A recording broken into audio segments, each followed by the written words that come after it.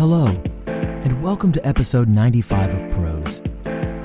This week, explore an ancient swamp full of putrid secrets, and go back to that future man's journal once again to see how we humans just never change.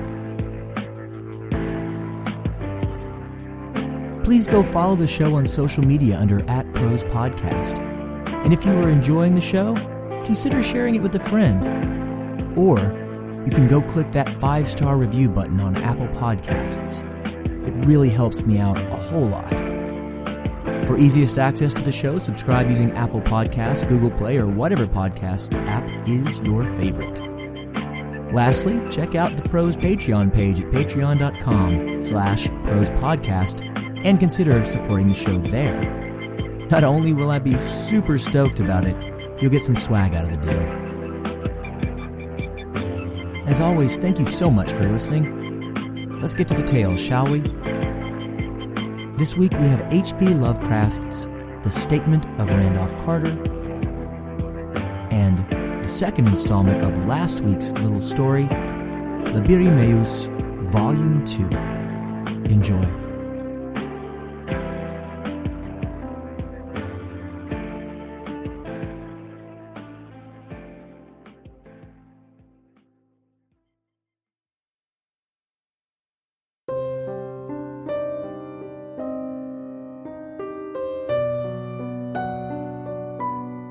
The Statement of Randolph Carter by H.P. Lovecraft.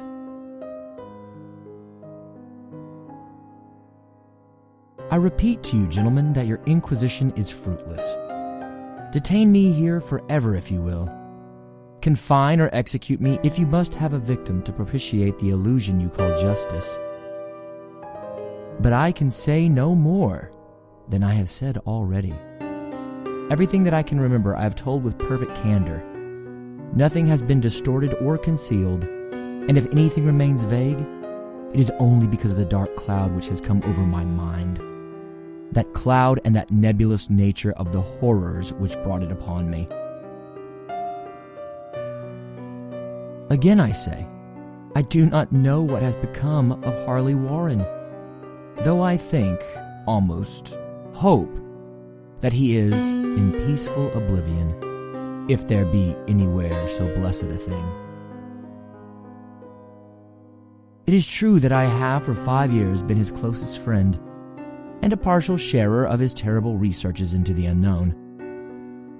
I will not deny, though my memory is uncertain and indistinct, that this witness of yours may have seen us together, as he says, on the Gainesville Pike, walking toward Big Cypress Swamp at 11:30 on that awful night. That we bore electric lanterns, spades, and a curious coil of wire with attached instruments, I will even affirm. For these things all played a part in the single hideous scene which remains burned into my shaken recollection. But of what followed? And of the reason I was found alone and dazed on the edge of the swamp the next morning, I must insist that I know nothing, save what alone I have told you over and over again. You say to me that there is nothing in the swamp or near it which could form the setting of that frightful episode. I reply that I know nothing beyond what I saw. Vision or nightmare it may have been. Vision or nightmare I fervently hope it was.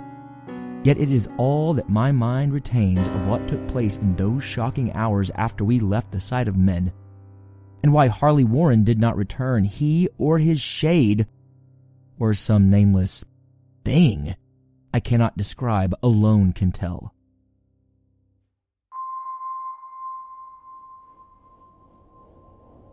As I have said before, the weird studies of Harley Warren were well known to me and to some extent shared by me.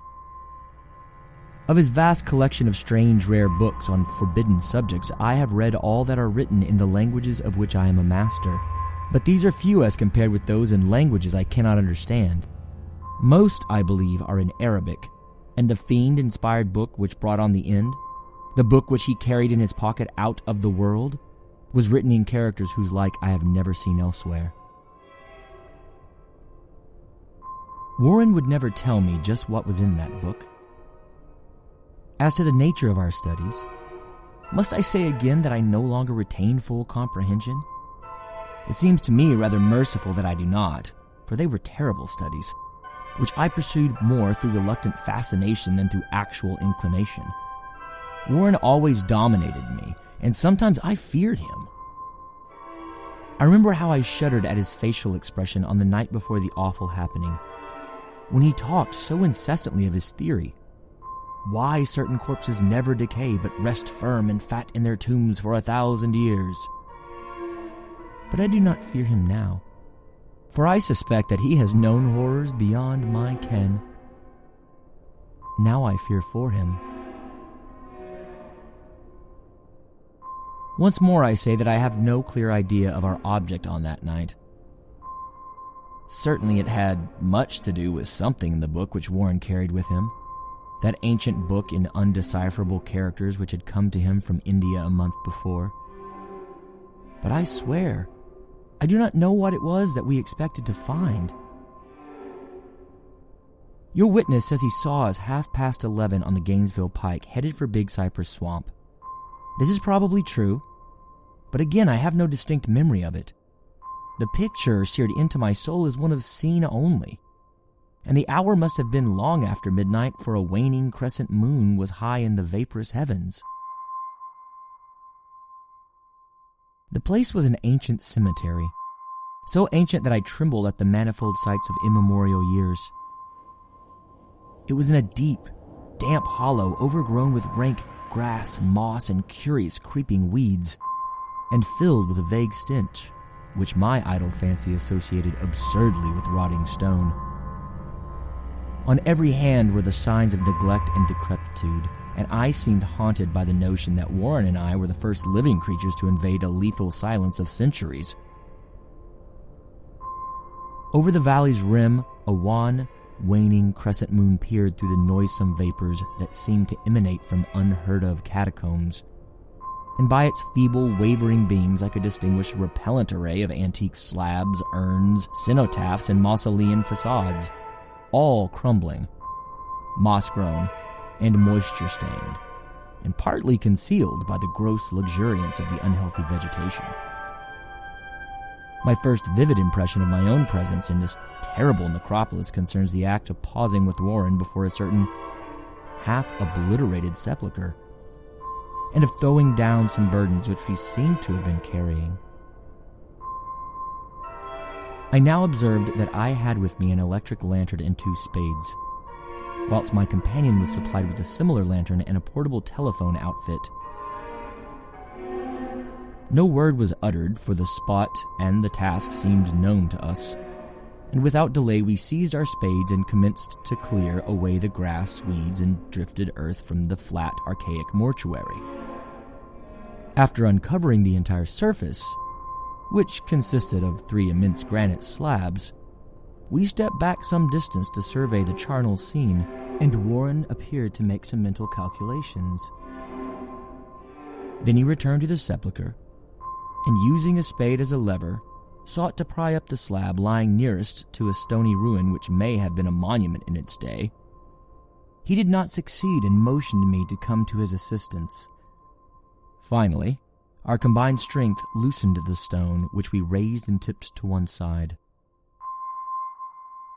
The removal of the slab revealed a black aperture from which rushed an effluence of miasmal gases so nauseous that we started back in horror. After an interval, however, we approached the pit again and found exhalations less unbearable. Our lanterns disclosed the top of a flight of stone steps, dripping with some detestable ichor in the inner earth, and bordered by moist walls encrusted with niter. And now for the first time my memory records verbal discourse. Warren addressing me at length in his mellow tenor voice, a voice singularly unperturbed by our awesome surroundings. "I'm sorry to have to ask you to stay on the surface," he said, "but it would be a crime to let anyone with your frail nerves go down there. You can't imagine, even from what you have read and from what I have told you, the things I shall have to see and do. It's fiendish work, Carter, and I doubt if I wished to offend you, and heaven knows I'd be glad to have you with me. But the responsibility is in a certain sense mine, and I couldn't drag a bundle of nerves like you down to probable death or madness. I tell you, you can't imagine what the thing is really like. But I promise to keep you informed over the telephone of every move. You see, I've enough wire here to reach to the center of the earth and back. I can still hear, in memory, those coolly spoken words, and I can still remember my remonstrances. I seemed desperately anxious to accompany my friend into those sepulchral depths, yet he proved inflexibly obdurate. At one time, he threatened to abandon the expedition if I remained insistent, a threat which proved effective since he alone held the key to the thing. All this I can still remember, though I no longer know what manner of thing we sought. After he secured my reluctant acquiescence in his design, Warren picked up the reel of wire and adjusted the instruments. At his nod, I took one of the latter and seated myself upon an aged, discolored gravestone close by the newly uncovered aperture. Then he shook my hand, shouldered the coil of wire, and disappeared within the indescribable ossuary. For a moment, I kept sight of the glow of his lantern and heard the rustle of the wire as he laid it down after him. But the glow soon disappeared abruptly, as if a turn in the stone staircase had been encountered, and the sound died away almost as quickly. I was alone, yet bound to the unknown depths by those magic strands whose insulated surface lay green beneath the struggling beams of that waning crescent moon. In the lone silence of the hoary and deserted city of the dead, my mind conceived the most ghastly fantasies and illusions, and the grotesque shrines and monoliths seemed to assume a hideous personality, a half-sentience. Amorphous shadows seemed to lurk in the darker recesses of the weed-choked hollow, and to flit, as is some blasphemous ceremonial procession, past the portals of the moldering tombs in the hillside. Shadows which could not have been cast by that pallid, peering crescent moon.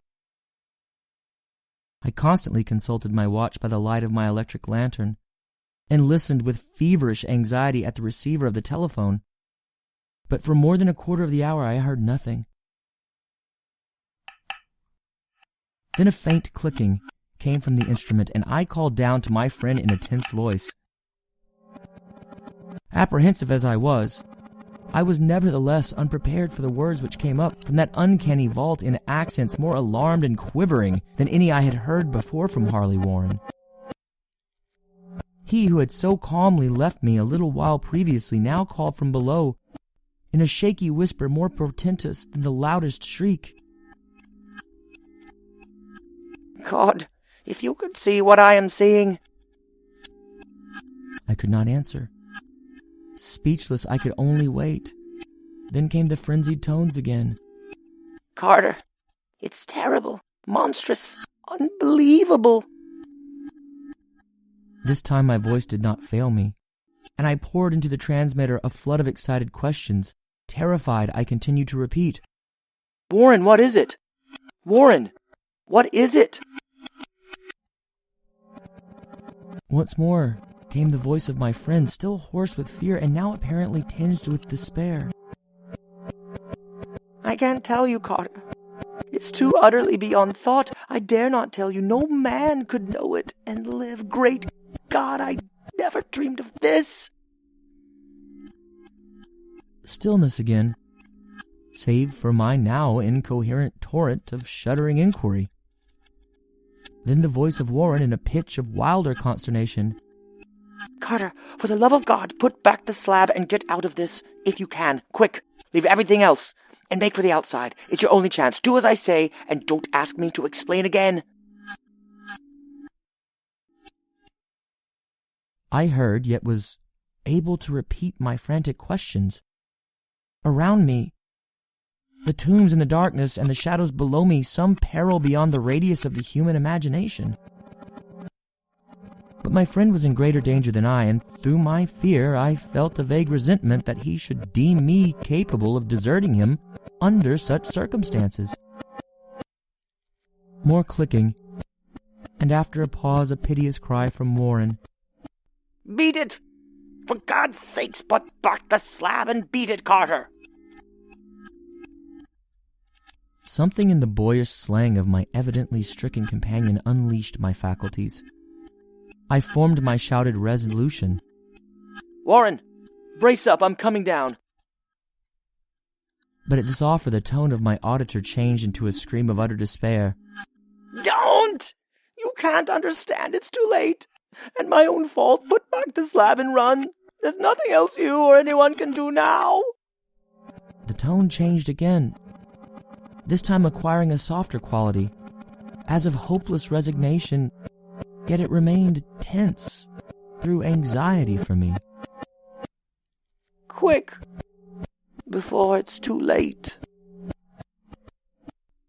I tried not to heed him, tried to break through the paralysis which he held me, and to fulfill my vow to rush down to his aid. But his next whisper found me still held inert in the chains of stark horror. Carter, hurry. It's no use. You must go. Better one than two. The slab. A pause. More clicking. Then the faint voice of Warren. Nearly over now. Don't make it harder. Cover up those damned steps and run for your life. You're losing time. So long, Carter. Won't see you again. Here, Warren's whisper swelled into a cry that gradually rose into a shriek, fraught with all the horror of the ages. Curse these hellish things, legions! My God, beat it! Beat it! Beat it!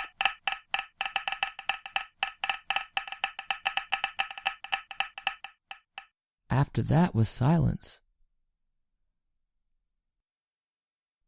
I know not how many interminable eons I sat stupefied, whispering, muttering, calling, screaming into the telephone. Over and over again through those eons I whispered and muttered, called, shouted, and screamed. Warren! Warren! Answer me! Are you there? And then there came to me the crowning horror of all. The unbelievable, unthinkable, almost unmentionable thing. I have said that eons seemed to elapse after Warren shrieked forth his last despairing warning, and that my only cries now broke the hideous silence. But after a while there was a further clicking in the receiver, and I strained my ears to listen. Again I called down. Warren, are you there? And in answer heard the thing which has brought this cloud over my mind. I do not try, gentlemen, to account for that thing, that voice. Nor can I venture to describe it in detail, since the first words took away my consciousness and created a mental blank which reaches to the time of my awakening in the hospital. Shall I say that the voice was deep, hollow, gelatinous, remote, unearthly, inhuman, disembodied? What shall I say? It was the end of my experience, and it is the end of my story. I heard it and knew no more. Heard it as I sat petrified in the unknown cemetery, in the hollow amidst the crumbling stones and the falling tombs, the rank vegetation and the miasmal vapors. Heard it well up from the innermost depths of that damnable open sepulchre as I watched amorphous, necrophagous shadows dance beneath an accursed waning moon. And this is what it said. You fool! Warren is dead.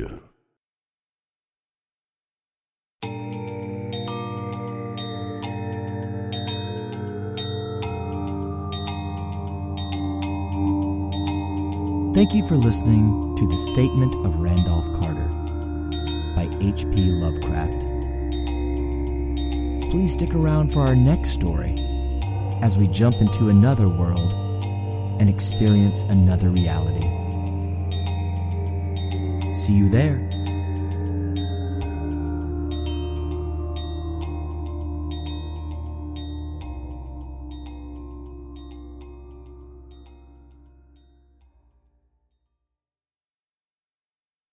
Before we get started on this second tale, just a reminder, the first volume of this short story was published 2 weeks ago in episode 94.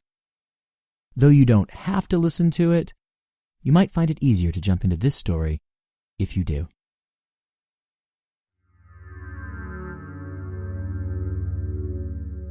Lebiri, Meus, Volume 2. A short story by Jared I. McGee.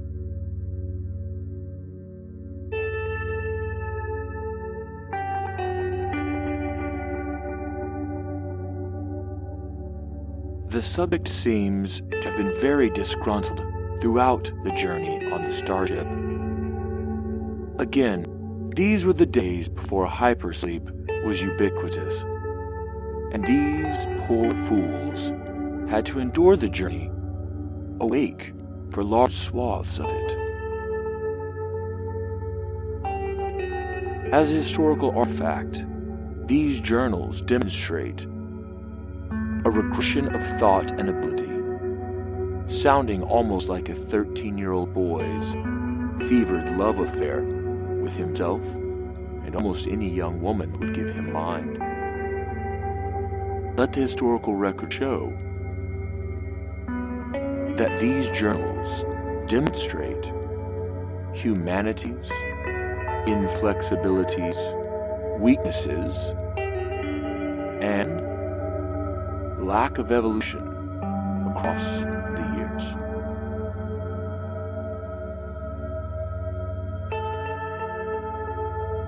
Journal entry, no date.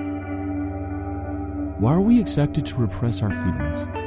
People label you mad when you know what love is. It is so stupid. If you have feelings, you can't just turn them off. It's not humanly possible. I can't see how people just assume that you want to get over it, or them. I don't. I believe that love lasts. It doesn't die at the end of a relationship. You may be able to love again, but once true love comes and goes, that piece of you is gone. It changes you. It changes the person that you've been with. I wish I could believe differently. I do. But what's true in my heart cannot be stifled. I'd love to love you. I can't. Oh well, my loss. Journal entry, October 19th, 2097. Any individual that can make the very foundations of a person's life, love, soul, and general demeanor shudder has absolute power. When soul is tested one too many times, it begins to chip away, eventually leaving a new soul carved into whoever image the powerful artist wills. Burst forth into an all-out sprint, then change your direction and launch into a mighty stone wall. This is the essential feeling when fighting a losing battle against another's psyche. Desperation is not only what a ruined subject feels, but becomes more than a feeling. It eats all it encounters. It becomes a creature, and the molested heart just another follower or a piece of its body. Strong, independent will is ruined. Social ability fails everything and becomes a dim haze. Friends, family, emotions that were once strong. Everything. Morals, ethics, and more accurately, self become a burden. Something to have to work to maintain individuality. And it's near impossible, and the desire for that maintenance is dead.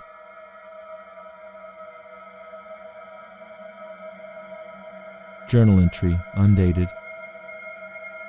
I love you, Father, more than any mortal love should be. You give up everything just to love and protect me. Being comfortable is not first on your mind. Your children's behalf has always been first. It has been about us since the day of our birth. You amaze me, Father, with how God favors you no matter what I've done to screw up. You both always hold true. Father, there is so much I would love to say to you. But very simply put, I do love you. Journal entry, November 2097. Life. Jim was a young man just like any other. He never had a problem until he killed his brother. He had planned for just one punch as a test, not to draw that damned knife and lay him to rest. But even as he did it, his eyes began to gleam. This wasn't cruel, malicious, or mean. He had set a soul free from this godforsaken place. Big deal if it took 17 stabs and 2 bullets to the face. He had shown ultimate love to another. That night he smiled real big and put an end to his brother.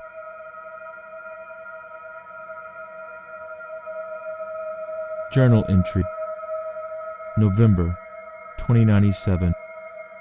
Delilah. Sweet seduction and its satin feel. Take me, all of me. I want you to have me. Make us one, no matter what the cost, my Delilah. Journal entry, undated. Some pieces illegible. 10 times you've said no. It might be time for me to stop asking nicely. Is it wrong? Is it? No. Everyone needs to succeed. It's a human need. Everyone needs affection. It's a human need. Everyone needs attention. It's human need. Would you have me starve when I am still but a child? When I have life to live? Journal entry, November 2097. To be alone is nothing new.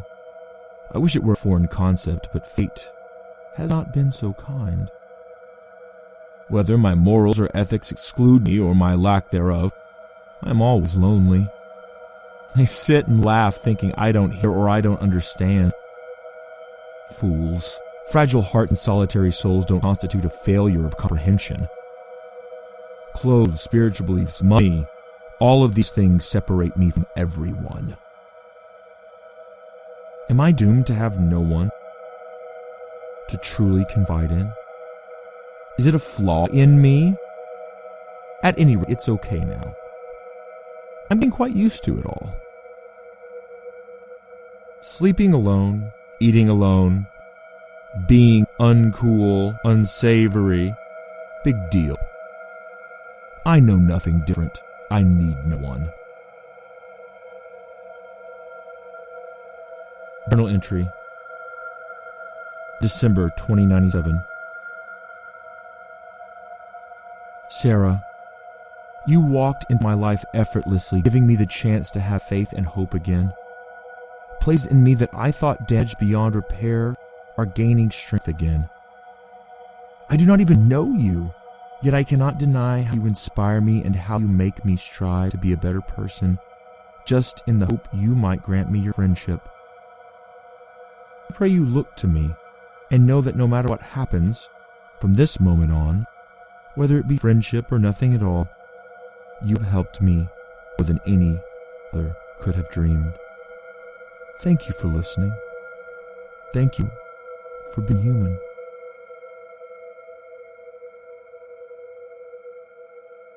Journal entry, no date. Believe me, I'd win you back if I thought you were a prize. Somewhere between here and there, you stopped loving me, and that's okay. I'm relatively easy to despise, you know. There's no doubt you make me with every cut, every smile, every look. But keep faking it. Be as transparent as you please. Just run from me, and be happy. Journal, December 2097. God, give me peace in all my thoughts. Allow not fear and doubt to assail fallen Eden tonight.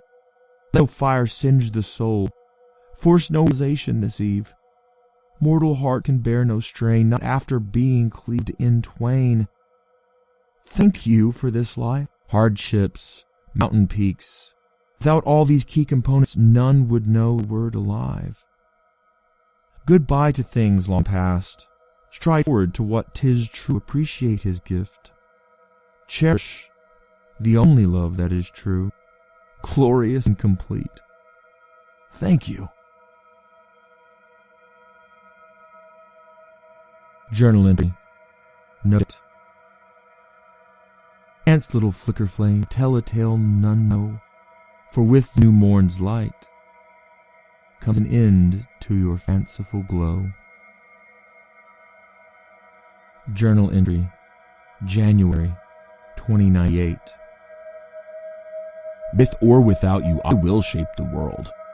Your decision to flee will be your deepest regret in years to come. I asked you only for love, devotion, and loyalty. I received deceit, sickness, and hatred. Enjoy your freedom while you can. One day you won't be able to run from my edge so easily. Enjoy your freedom while you can.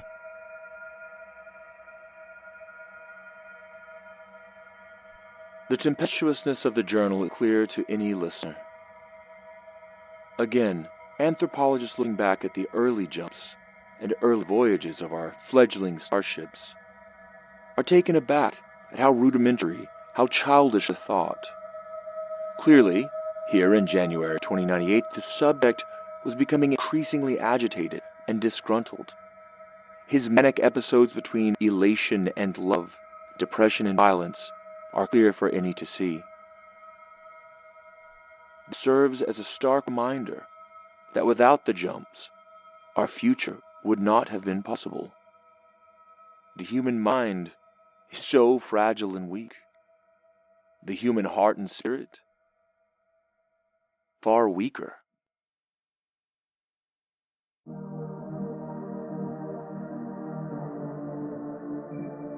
Thank you for listening to Lebiri, Meus Volume 2, an original short story of found footage-style audio by me, Jared I. McGee.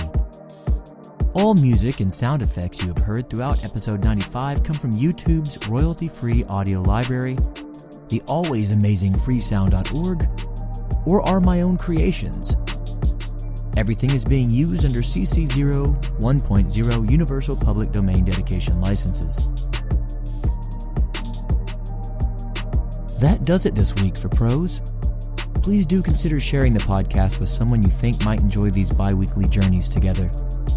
And of course, as you continue about your day, I hope that you'll remember to love those around you, tell them that you do, and embrace this life as it is, always stranger than fiction. See you in 2 weeks' time for our next full episode, but keep your feeds refreshed as we enter a season of giving. Some gifts from Prose are around the corner.